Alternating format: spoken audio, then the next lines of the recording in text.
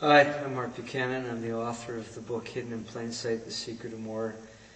It's published by Thomas Nelson. I'm sitting in a pair of hands that were sculpted by a friend of mine, an artist friend of mine, and representing the hands of God that hold us up in our times of need and trial.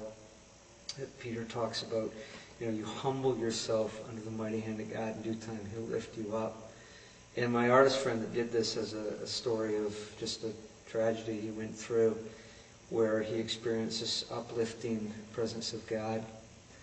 Well, I'm sitting in these hands because I want to talk about the last virtue that Peter names in 2 Peter chapter 1, which my book Hidden in Plain Sight is based on.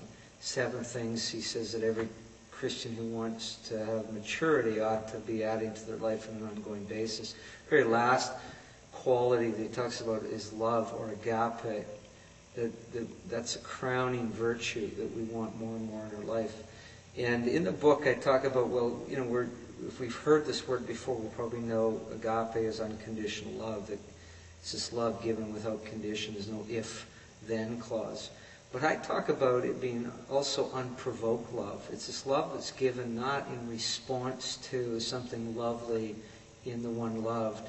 It's given out of a quality within the one who loves. The lover is just a lover, can't help themselves in a sense, or chooses that.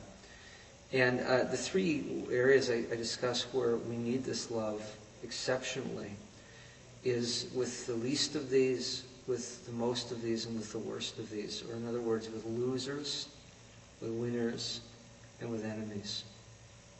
The least of these are people that we're least likely to notice. We just want to go past them. And we need agape for them. Most of these are ones we're most likely to notice because they excel at something that we want to be good at, and they're just better than us. And often we feel like Saul did with David.